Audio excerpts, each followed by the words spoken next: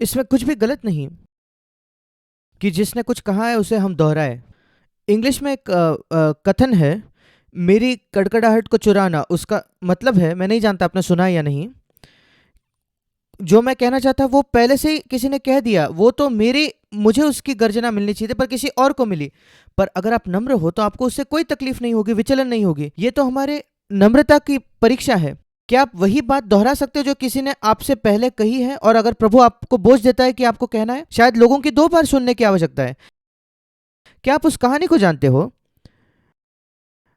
यीशु ने 5,000 पुरुष और कई स्त्रियां और कई बच्चों को 5 रोटी और 2 मछलियों के साथ खिलाया। ये शायद इकलौती बात है जो चारों सुसमाचारों में दोहराई गई है। और मैं कल्पना कर सकता हूं कि यूहन्ना ने उसके सुसमाचार बाकी 3 सुसमाचारों के बाद लिखा, काफी समय बाद। और जैसे वो लिख रहा है तो इस कहानी के विषय में वो सोचता है और वो कहता है, मैं क्यों इस विषय में लिखूं? 3 लोगों ने पहले से इस विषय में लिखा है, पर पवित्र आत्मा उसे बोझ देता है कि तू लिख। और अगर आप बाइबल को ध्यान से पढ़ोगे, यूहन्ना के सुसमाचार में ये इकलौता सुसमाचार है जहां वो कहता है 5 रोटियां और 2 मछली वो एक छोटे बच्चे की ओर से आए, छोटे लड़के की ओर से। बाकी सारे सुसमाचारों में लिखा है उन्हें 5 रोटी 2 मछली मिले। पर सोचकर देखिए क्या ही प्रोत्साहन छोटे बच्चों को मिलता है जब वे सुनते हैं कि एक छोटा लड़का, उसी ने वो जो उसका भोजन था दोपहर का, उसने एक छोटे लड़के ने अपने भोजन को दे दिया प्रभु को, उसने त्याग किया। और उसका परिणाम यह था, 5,000 पुरुष और कई स्त्रियां और कई बच्चे, शायद 10,000 लोगों ने आशीष पाई। मैं परमेश्वर को धन्यवाद देता हूं कि यूहन्ना उसको विचलित नहीं हुआ कि वो दोहरा रहा था जो कोई पहले ही बांट चुका था। ऐसा ही होता है कई बार हमारे जीवन में, हमारे अंदर अचेत तरीके से हम आदर खोजते हैं। हम चाहते हैं कि हम पहले व्यक्ति हो जो कुछ कहेगा। शायद कोई समाचार होगा, यूक्रेन की न्यूज़ होगी, आप चाहते हो कि सब लोग जाने कि आप पहले व्यक्ति थे जिसने कहा आइए हम उसके प्रति मर जाए। इतने तरीके से हम धूर्तता से, मैं ये कैसे जानता हूं? क्योंकि मैंने ये खुद अपने आप में पाया है। मैं आपकी तरफ प्रलोभित होता हूं। मैं सारे प्रलोभन जानता हूं जिससे आपकी परीक्षा होती है। क्या आप जानते हो कैसे? क्योंकि मेरे पास वही शरीर है। इसलिए हमें सतर्क होना है कि हम उस प्रलोभन से राजी नहीं होते। प्रलोभन ये पाप नहीं है।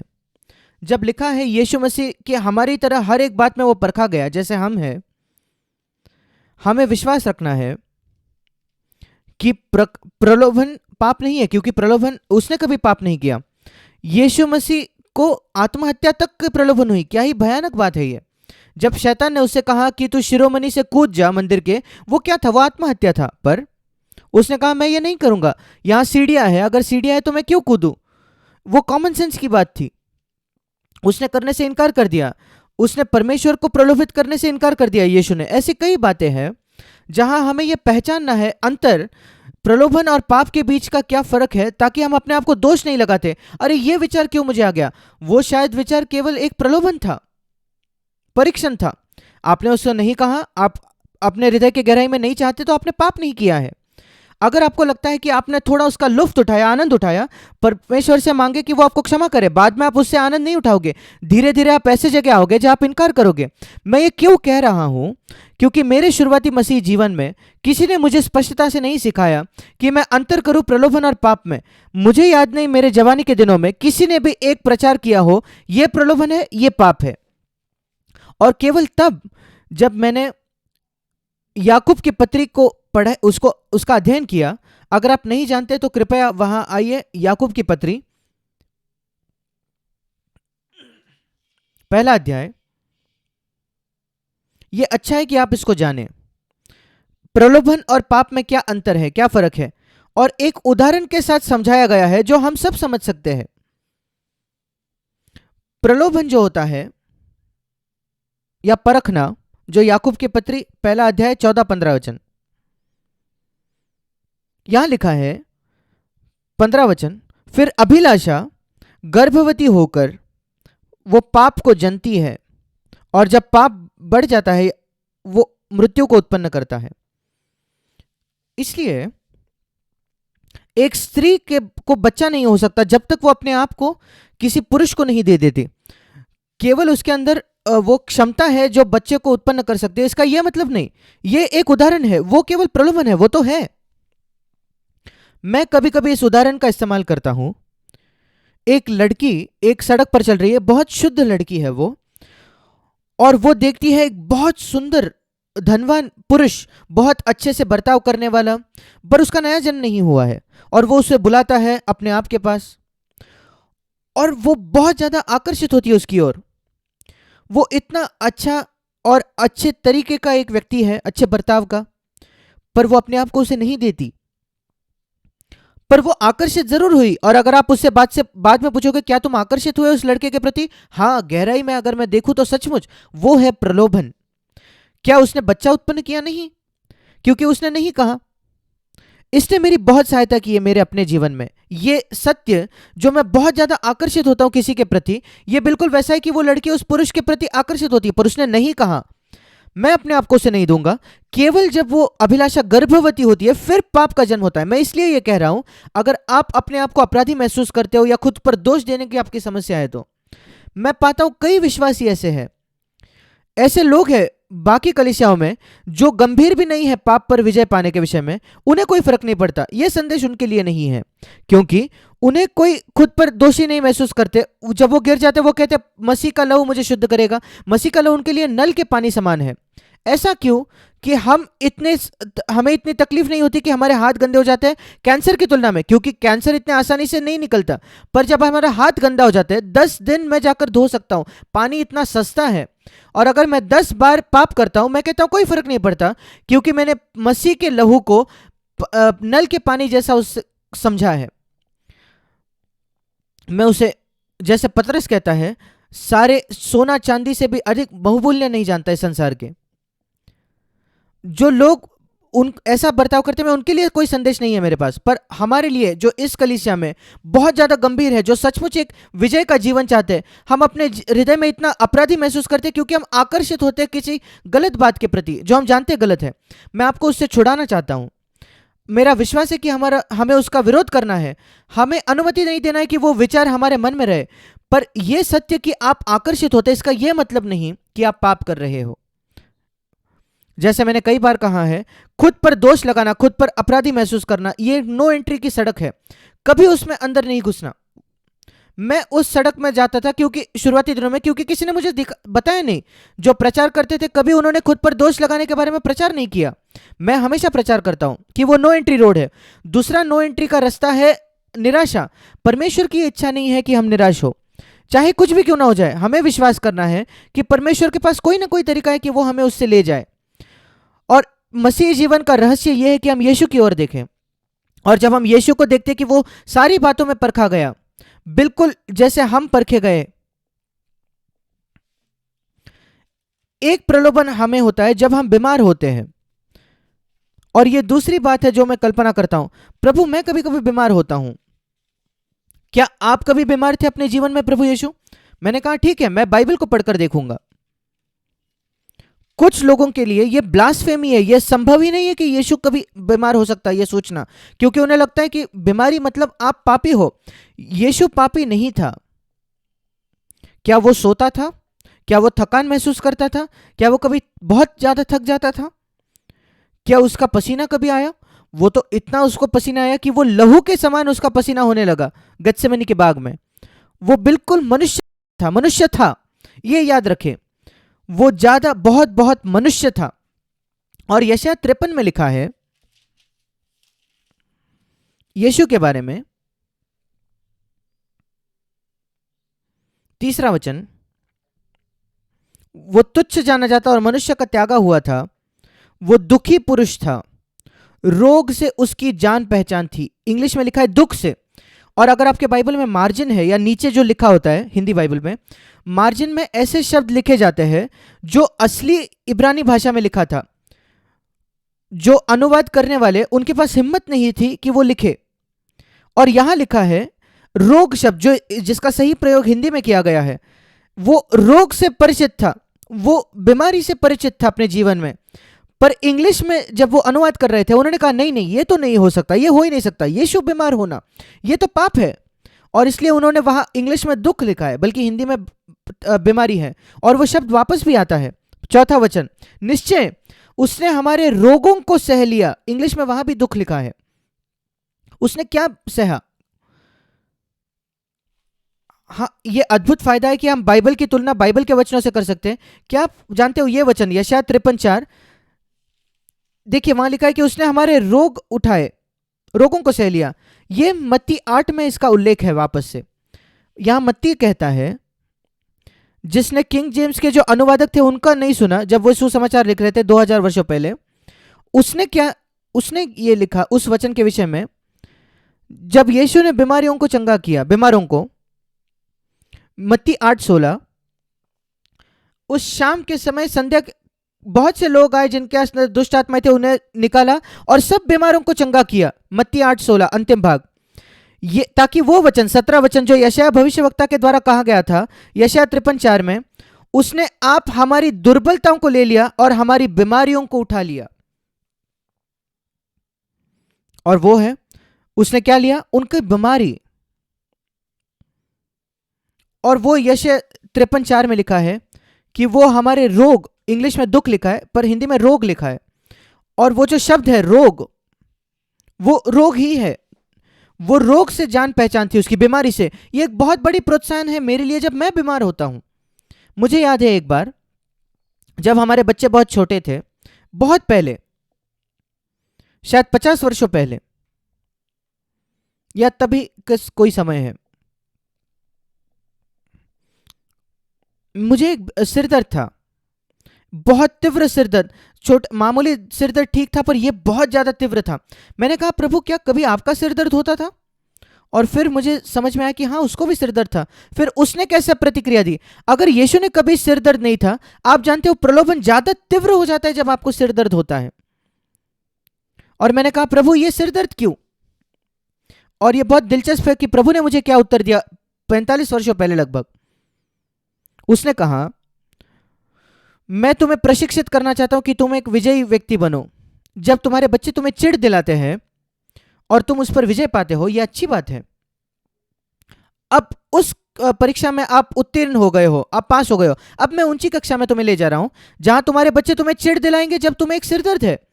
यह दूसरी कक्षा है और तुम वहां भी चिढ़ पर जय पाते हो। फिर आपने एक बड़ी परीक्षा को उत्तीर्ण कर दी है। मैंने कहा, परमेश्वर की स्तुति हो इस सिर दर्द के लिए। मैं आशा करता हूं कि मैं पास हो गया। और फिर मैंने खोजा, छोटी बातें जो ऐसी है, एक बड़ी प्रोत्साहन है मेरे लिए यह जानने में कि यीशु मसीह का भी सिर दर्द होता था और उसकी बीमारियां थी और उसने कभी कुड़कुड़ाया नहीं, उसने उससे भी कुछ पाया। जैसे हमने पहले सुना, जब मैं किसी की ओर जाता हूं, किसी से गुजरता हूं, मैं दूसरों से संवेदना रख पाता हूं, संवेदनशील होता हूं। मैंने परिवारों के देखा है, उदाहरण के तौर पर कभी कभी मैंने इतने परिवारों को देखा है जिनके अंदर बीमारी है हमारे कलीसियाओं में। जब मैं एक परिवार को देखता हूं जिनका एक हमेशा के लिए एक मानसिक या शारीरिक तौर पर विकलांग व्यक्ति है, या इंग्लिश में जैसे उसको चैलेंज कहते हैं, वो शायद मानसिक या शारीरिक तौर पर विकलांग है कई सालों तक। मैंने उस परिवार में कुछ देखा है।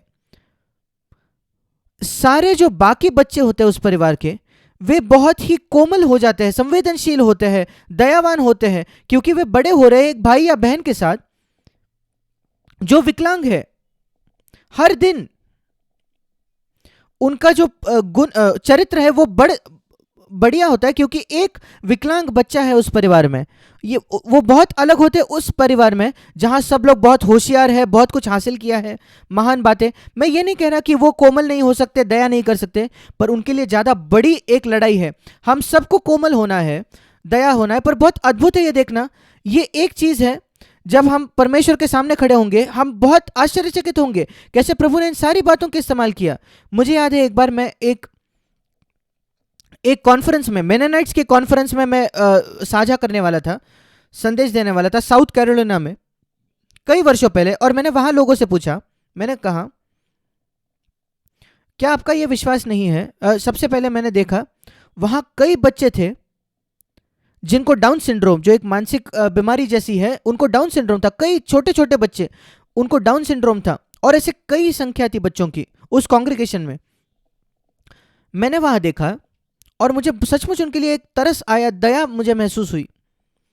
मैंने कहा, क्या आपका विश्वास है ये जो बच्चे जिनको डाउन सिंड्रोम है ये सब स्वर्ग में जाने वाले हैं? मेरा ये विश्वास है। उन्होंने कभी एक सचेत अवस्था में पाप नहीं किया अपने जीवन में। यीशु उनके लिए भी मरा, और ये सारे बच्चे जिनको डाउन सिंड्रोम है वे स्वर्ग में जाएंगे, कोई शक नहीं इस बारे में। मैं उनको देखता हूं कि ये मसीह के शरीर का हिस्सा है। आज वे बाइबल को नहीं जानते, वे पढ़ नहीं सकते, लिख नहीं सकते, पर वे मसीह के देह का हिस्सा है। और फिर मैंने उनसे प्रश्न किया, क्या आपका विश्वास है हर एक व्यक्ति जो मसीह के देह में वो आपको आशीषित कर सकता है किसी ना किसी तरीके से? मैं ये विश्वास है, मैंने हमेशा समझा है कि मसीह का देह मेरे शरीर जैसा है, और मेरे शरीर का कोई हिस्सा नहीं है जिसका कोई अंग भूमिका न हो। छोटे से छोटी बात उसकी कोई भूमिका होती है, उसका कोई कार्य होता है। मैंने कहा, हमें एक दूसरे को आशीषित करना है। क्या आप में से कोई इन बच्चों से आशीषित हुआ है जिनको डाउन सिंड्रोम है? किसी ना किसी तरीके से। वो आपको उपदेश तो नहीं दे सकते कोई महान प्रचारक या नबी की तरह, पर मैंने कहा मैं इतना आशीषित हुआ हूं जब मैं यहाँ आप लोगों के साथ इन डाउन सिंड्रोम के बच्चों को देखता हूं कि जब मैं उनसे बात करने की कोशिश करता हूं मुझे इतना तरस महसूस होता है।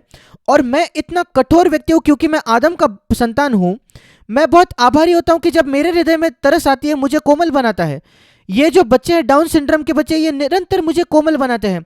जब कभी मैं उन्हें देखता हूं मैं कहता हूं मुझे और मैं कोमल बन गया हूं, परमेश्वर की स्तुति हो। वे न जानते हुए मुझे आशीषित कर रहे हैं अपना मुंह खोले बिना। क्या आप जानते हो आप लोगों को अपना मुंह खोले बिना आशीषित कर सकते हो?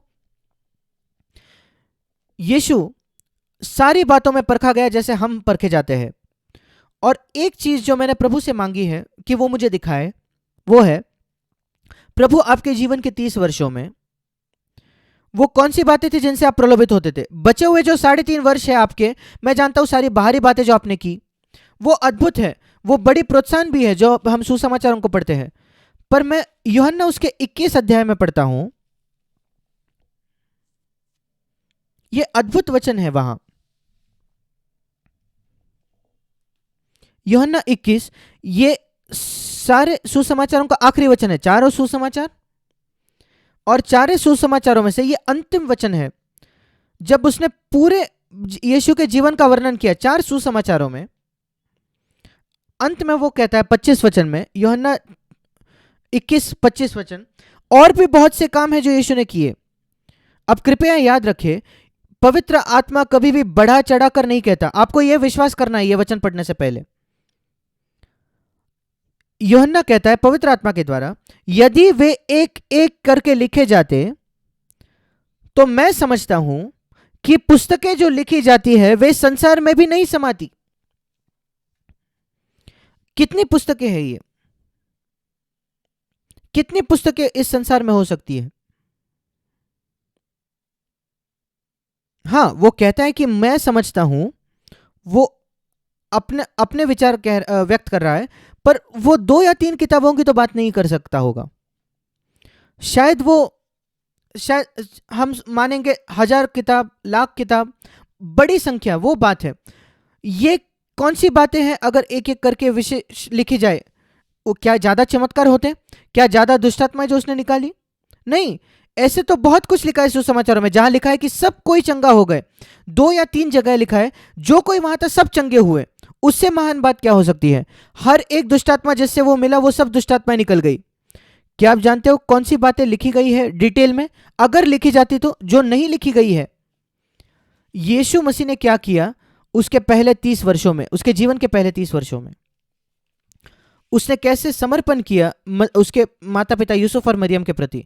यही हमें अपने बच्चों को सिखाना है। वो नहीं लिखा गया, एक ही वचन है जहां लिखा है वो उनके अधीन था, उसने उनकी बात मानी। या उसने कैसे प्रतिक्रिया दी जब उसके 4 छोटे बच्चे भाई और 2 छोटी बहनें दिन रात उसको चिढ़ दिलाते। क्या आप जानते हो कैसे बच्चे चिढ़ जाते हैं एक अच्छे बच्चे के साथ जो कभी गुस्सा नहीं होते, और फिर सब सोचते कि नहीं मैं उसे गुस्सा करने वाला हूं, मैं उसे चिढ़ाने वाला हूं। वे स्कूल में करते, घर में करते, क्योंकि उन्हें बहुत वो बुरा लगता है कि ये हमारा भाई कभी गुस्सा नहीं होता, इसलिए वे सब मिलकर उनको कोशिश करते कि उसे गुस्सा दिलाए। और उन्होंने यीशु पर यह कोशिश की, एक दिन नहीं, 1 साल, 2 साल, 30 वर्षों तक, कम से कम 20 वर्ष। उनमें से कुछ भाई बहन तो थे उससे जो छोटे हैं। जब ये बातें अगर डिटेल में लिखी जाए, कैसे उन्होंने यीशु को चिढ़ दिलाई, पर उसने कभी पाप नहीं किया, उसने कभी प्रतिक्रिया नहीं दी। आखिरकार तंग आकर, मैं तंग आ चुका हूं तुम लोगों से। नहीं, उसने ये नहीं किया। ये मेरा उदाहरण रहा है। मैंने ये कैसे सीखा, मैं आपको बताता हूं। यूहन्ना 16,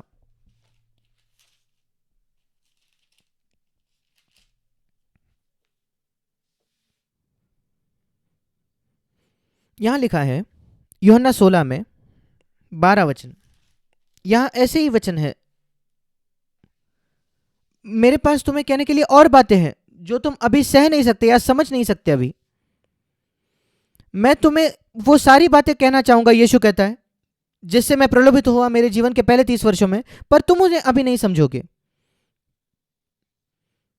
तुम जो लोग हो, तुम यहां बैठे हो 3.5 वर्षों के बाद, शिष्य जो हो, अभी भी तुम ये विवाद कर रहे हो कि कौन अगुआ होगा, कौन महान है। कैसे तुम मसीह जीवन की गहरी बातों को समझोगे?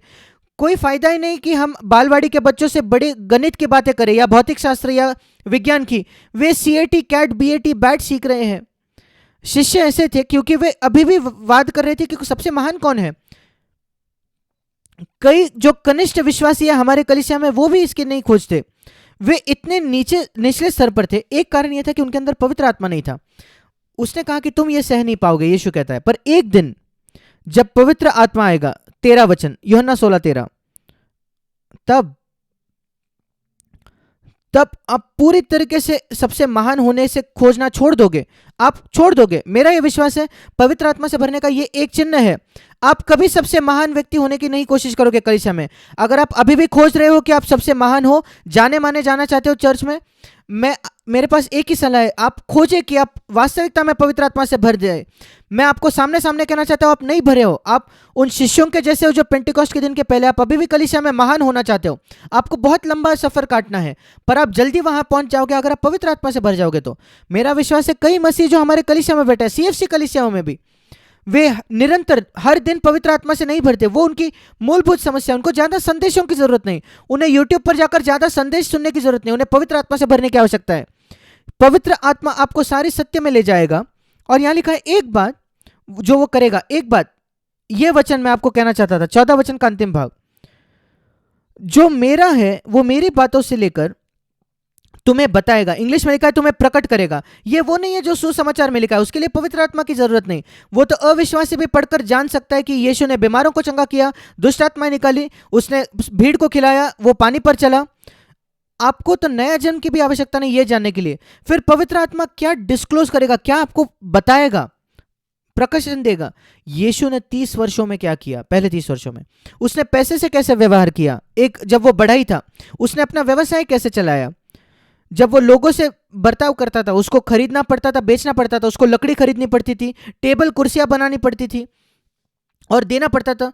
वो कैसे पैसे के प्रति रवैया था, वो हर समय पैसे से व्यवहार करता था। 18 से 30 की उम्र में यूसुफ की मृत्यु हो चुकी गई, उसने कैसे जिम्मेदारी उठाई, एक परिवार की जरूरतों को पूरा करने का, जिसमें 8 लोग, उसकी माँ प्लस 6 छोटे उसके भाई बहन और वो खुद, 8 लोगों की परिवार था उसका। आप में से कितने लोगों का 8 लोगों का परिवार है जिनके आप जिनकी आप बड़ा देखभाल कर रहे हो। यीशु मसीह सारी बातों में परखा गया। आपके तो 2 बच्चे होंगे तो आप तकलीफ होती है आपको कि कितना बड़ा सिरदर्द है। यीशु मसीह हर बात में परखा गया जिसमें आप परखे गए, और उससे भी ज्यादा पवित्र आत्मा आपको प्रकट करेगा कैसे आप जयवंत हो सकते हो हर एक परिस्थिति में, आपके घर में, आपके व्यवसाय में, पैसे से व्यवहार करने में, कर चुकाने में।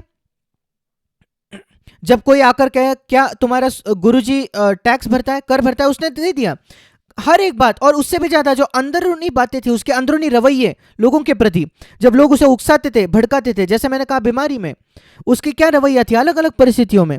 क्या आपको लगता है यीशु मसीह कभी उसके पास पैसे की कमी होगी? क्या आपको लगता है यीशु के पास पैसा कम पड़ गया होगा जब वो अपने परिवार की देखभाल करने की कोशिश कर रहा था जिसमें 8 लोग हैं और वो एक गरीब बड़ा ही था? मैं सचमुच विश्वास करता हूं कि उसको कमी होगी। उसने कैसे संभाला, मैं आपको बताता हूं। पवित्र आत्मा से मांगे कि वो यूहन्ना 16:14 को आपके जीवन में पूरा कर दे, कि वो आपको प्रकाशन दे। प्रकाशन का मतलब है कि एक रहस्य आपके कानों में फुसफुसाना। प्रभु आपने लिखा क्यों नहीं है बाइबल में? मैं आपको बताता हूं क्योंकि मैं आपको एक वचन दिखाना चाहता हूं, भजन 25। इसलिए ये सारी बातें लिखी नहीं गई है बाइबल में। भजन 25 में लिखा है, क्यों यीशु मसीह का छिपा हुआ जीवन नहीं लिखा गया? भजन 25 और यहां लिखा है 12वां वचन, वो कौन है जो यहोवा का भय मानता है, उसको प्रभु का आदर है और वो पाप से घृणा करता है, यहोवा उसे उसी मार्ग पर जिससे वो प्रसन्न होता है चलाएगा। क्योंकि 14 वचन, यहोवा के भेद वो अपने डरवैयों को प्रकट करता है। दूसरे शब्दों में परमेश्वर के कुछ रहस्य है प्रभु के, पर वो सबको नहीं बताता, वो किसी के कानों में फुसफुसाता है, केवल उन लोगों के जो उसका आदर करते हैं। और उसके आदर का एक चिन्ह यह है कि पाप के प्रति हमारी बड़ी घृणा है। प्रभु मैं कभी चिढ़ना नहीं चाहता लोगों से। प्रभु मैं कभी चिढ़ नहीं महसूस करना चाहता अपने पति के साथ, पत्नी के साथ, बच्चों के साथ। मैं जयवंत होना चाहता हूं। मैं प्रलोभित होऊंगा पर मैं जयवंत होने वाला हूं। चाहे मुझे 1 साल लग जाए उस पर लड़कर जयवंत होने के लिए, मैं उस लड़ाई में घुसने वाला हूं और मैं जय पाने वाला हूं। मैं कभी एक रूढ़ शब्द, असभ्य शब्द नहीं कहना चाहता, गुस्से से नहीं कहना चाहता। मैं कभी एक कठोर रवैया नहीं अपना चाहता लोगों के प्रति। मैं हर एक व्यक्ति को क्षमा करना चाहता हूं जिसने मेरे प्रति कुछ गलत किया है। मेरी सहायता कीजिए प्रभु। पवित्र आत्मा आपको प्रकाशन देगा। अगर आप वैसे परमेश्वर का डरते हो और पाप से घृणा करते हो, मैं आपको बताता हूं, आप ऐसी बातें सीखोगे जो कोई प्रचारक आपको नहीं बताएगा। मैं ईमानदारी से आपको बताना चाहता हूं, मैंने अद्भुत प्रभु से प्रकाशन पाए हैं जिसने मेरे जयवंत होने में सहायता की है जीवन में। ये नहीं कि मेरी बुद्धि बढ़ जाए, पर व्यवहारिक बातों में पाप पर विजय पाने में। परमेश्वर आपको आशीष दे।